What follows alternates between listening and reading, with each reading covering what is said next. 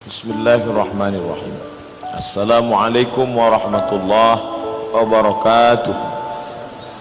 Alhamdulillah wassalatu wassalamu ala rasulillah Sayyidina wa maulana Muhammad ibn Abdullah wa ala alihi wa sahbihi wa man tabi'ahu wa mawalah. Bapak-bapak, ibu-ibu yang dimuliakan Allah subhanahu wa ta'ala, Allah punya beberapa janji dalam Al-Quran yang terkait dengan yang kita kaji malam ini, masalah takut di dalam hati manusia. Wa may yattaqillah, siapa yang takut kepada Allah, yaj'al lahu makhraja, Allah berikan dia makhraj, jalan keluar. Yang dimaksud jalan keluar ini apa? Orang kalau dia ditimpa masalah, dia mutar, tak tahu kemana jalan keluar, terus seperti orang nyasar sesat, tak dapat pangkal jalan, tak berhenti. Dan yang tahu itu orang yang pernah mengalami masalah itu, depresi, stres, naik tekanan jantung, gula darah, macam-macam. Itu semua berawal dari masalah yang tak nampak jalan keluarnya. Allah berjanji, wa may yattaqillah, siapa yang takut kepada Allah, yaj'al lahu makhraja, maka Allah beri dia jalan keluar. Kalau tak nampak jalan keluar, pikiran terus berputar, mata tak mau tidur. Orang yang tak mau tidur sudah kena satu daftar insomnia. Solat isya tadi imam kita membaca, yang dibaca ayat yang Ustaz ceramahkan tadi tentang Musa, tentang hati takut. Sejuk hati kita, seperti pasir kering disiramkan air, maka tanah yang kering ketika disiram air tumbuh lumut, tumbuh taman, ada kehidupan baru. Yang tampaknya tadi kering, kerontang, mati, begitu datang air, menetes, 2 tetes, 3 tetes, muncul lumut, muncul hijau, ada kehidupan yang baru. Begitulah hati kalau disirami dengan Al-Quran, disirami dengan solat sunat, disirami dengan zikir, maka dia akan mendatangkan kesejukan, ketenangan yang baru.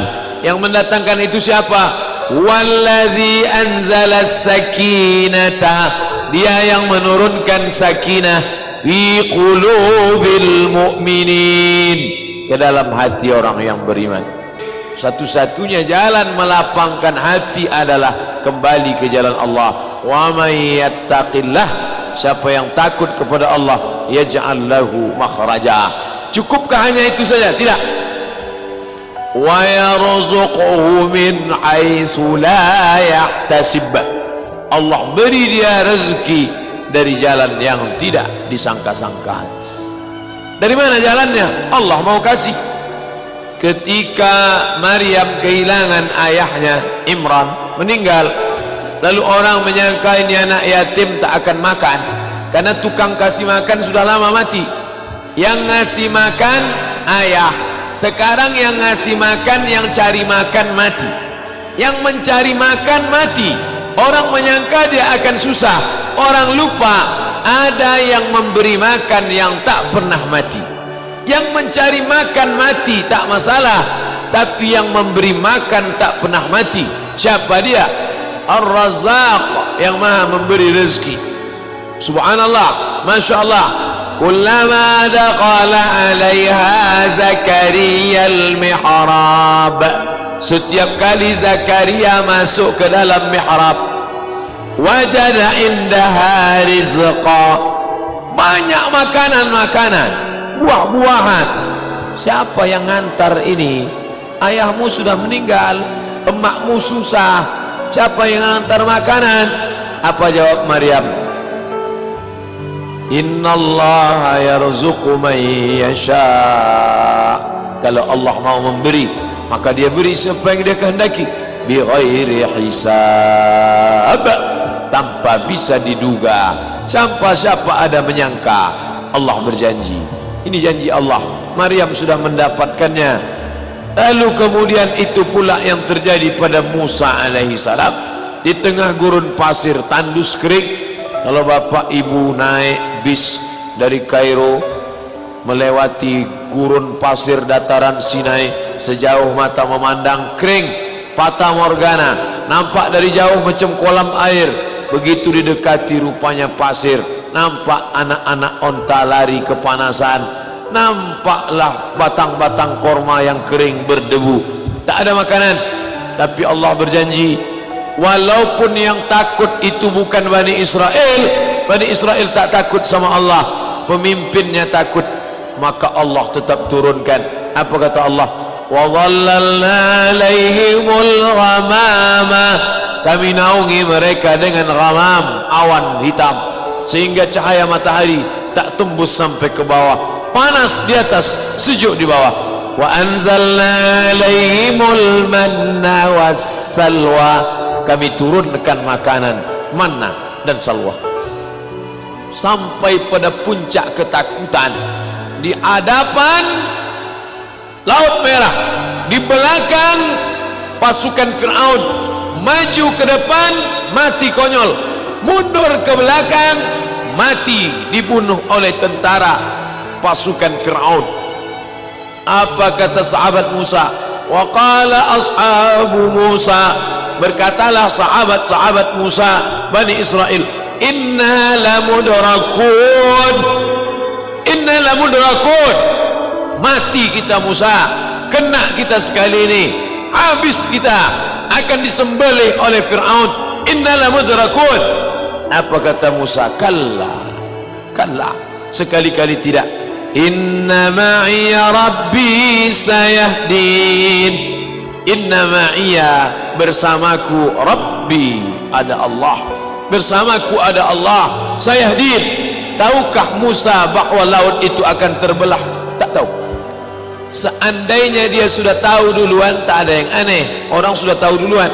Musa dengan penuh keyakinannya mengatakan, kalla, sekali-kali tidak. Inna ma'iya, bersamaku, rabbi, Tuhan, sayahdin, dia akan menunjukkan jalan. Tengok saja.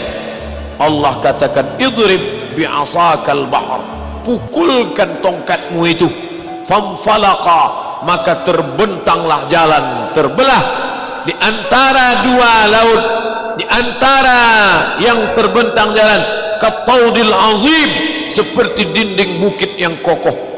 Jadi bukan dia berjalan di atas air macam orang main ski air.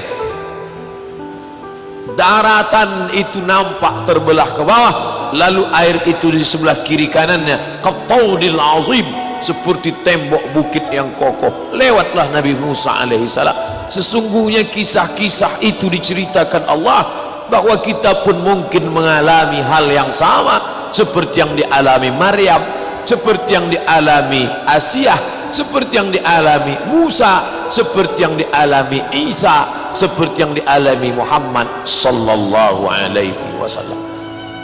Makanya baca Quran, baca Quran, baca ayat-ayat ketika bercerita tentang, makanya Quran itu tidak disusun surat Musa semua, surat Isa semua, surat tentang Muhammad sallallahu alaihi wasallam semua. Tidak.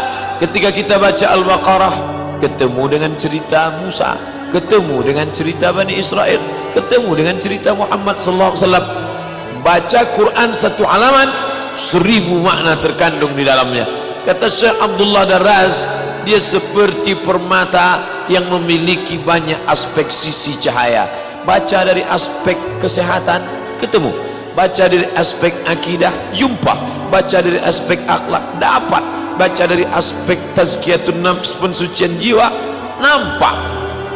Bercalah dia berulang-ulang, bahwa sibuk mengkaji nun mati berjumpa dengan qaf, membahas tentang ikhfa gunnah bila gunnah qalqalah, bagus, tapi berhenti sibuk pada bunyi saja. Ada yang lebih utama daripada itu. Apa? Mudahan bagaimana Al-Quran menjadi hidayah. Ketika hati susah dibaca, datang ketenangan. Ketika dunia tampak sempit dibaca, datang kelapangan. Jangankan membacanya, jangankan membukanya, mendengarnya baik-baik. wa idza quri'al Qur'an, kalau Quran dibacakan, fastami'u lahu, dengar baik-baik, wa ansitu, diam, la'allakum turhamun, turunlah rahmat, turun ketenangan ke dalam hati. Tidak ada yang dapat menenangkan yang bersifat batin kecuali yang batin juga. Ini tenggorokan zahir, yang menenangkan yang zahir ini zahir juga. Ini zahir disediakan untuk menenangkan yang zahir. Ini perut zahir, tidak ada yang bisa menenangkan yang zahir kecuali yang zahir juga. Apa itu? Makanan. Tapi yang batin mau ditenangkan dengan yang zahir enggak ketemu, simpangnya lain. Zahir tenangkan dengan zahir, batin tenangkan dengan batin. Banyak orang sekarang salah. Datang orang mau minta, "Pak, makan Pak." Belum makan, suruh berzikir. Ya mana bisa. Orang minta makan, ya kasih nasi bungkus, menenangkan ususnya dengan makanan. Setelah dia kenyang, baru suruh dia berzikir. Udah kenyang, udah, coba zikir.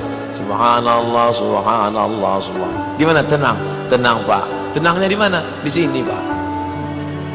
Yang batin, tenangkan dengan yang batin.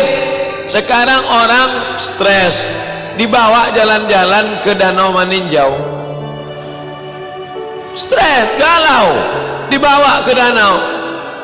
Orang yang hatinya tenang nengok danau, subhanallah, ma khalaqta hadza batila, tidaklah yang kau ciptakan ini sia-sia. Dia sedang stres, dibawa nengok danau. Apa yang kau lihat?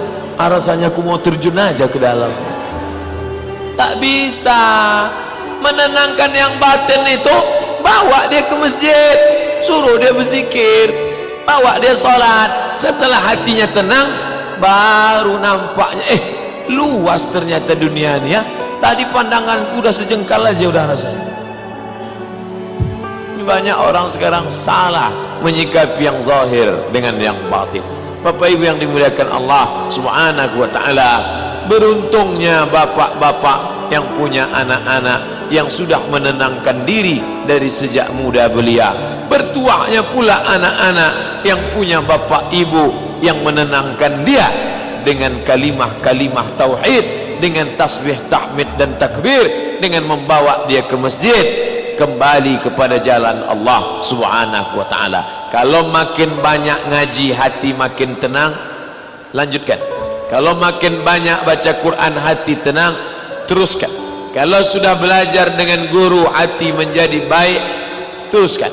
Tapi kalau hanya menjadi garang, menjadi makin brutal, menjadi orang yang melawan, maka kita sedang bersangka-sangka berbuat baik, padahal kita sedang dipermainkan setan.